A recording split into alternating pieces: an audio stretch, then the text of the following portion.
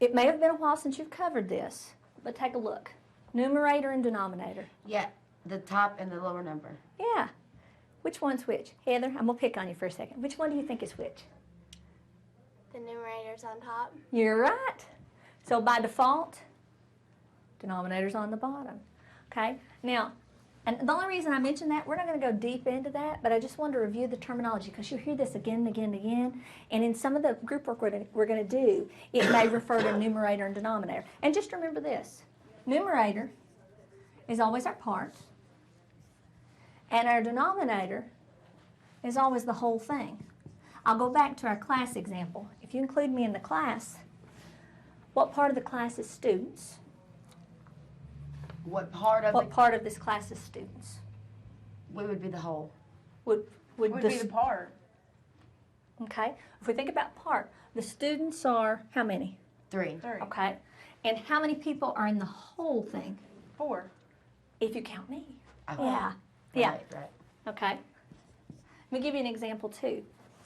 If I take and bring in a 12-pack of Coke, if I said give me half of that 12-pack, how many cans would you give me? 6. Is she right? Yes. And why? Why would That's you give me half. 6? That's half. Half of 12. You split it. If I say give me a fourth of that 12-pack, well, let me draw it out. Sometimes, and I don't know if it helps or not, sometimes it helps me. If I get stuck and I can't think about it in my brain, it helps me to draw it out. So let's say this is my art, guys. This is my fantastic 12-pack of Coke.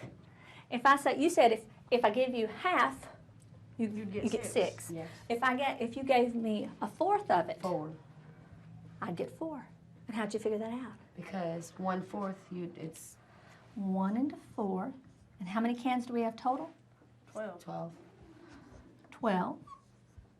Would I get 4 though? If I split this up into 4 chunks. There's one chunk, right? Yeah. You'd only get 3. There's 1/4, 1/4. There'd be 2/4, 3/4, and 4/4. So I wouldn't get 4, would I? You only get 3 cans. Do you see the 3 here? Yeah. And sometimes it's So easier. that's 1/4. That's one Okay. of those big 4 parts. Right. Because you've got 1, 2, 3, 4 that we split it up in. Yeah. We've got 12 cans. And if you think about it, you could think of it as divvying it up between people. If you were going to pass out cans, we literally could do this. You've probably done this with kids before.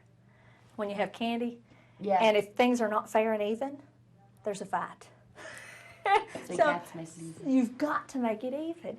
So we've got this set of 12. If we chunk this out into 4 little pieces, you see that in each one of these pieces we have 3 apiece, don't we? Yeah. So 1/4 is the same as 3 12ths, or 3 of a 12-pack can. Not bad? So like if the fraction was 3/12 and you had to break it down, it would break down into 1/4. That's exactly right. Okay. You went the other way. That's good. That's a good point. Did you guys get that? If you were to break this down or reduce it down, a lot of times you'll hear that. They'll say reduce to lowest terms. You look at that 3/12 and you'd say, well, what number will divide evenly into both of those numbers?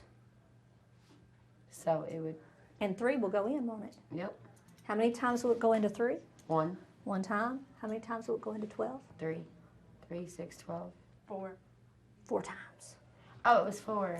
That's 3 will go into the 12 4 times. That's okay. But does it make sense? Yes. When we're talking about fractions, we're always talking about what part do I have, or part that I'm giving, and how many parts of the whole thing. How many parts is it made up of?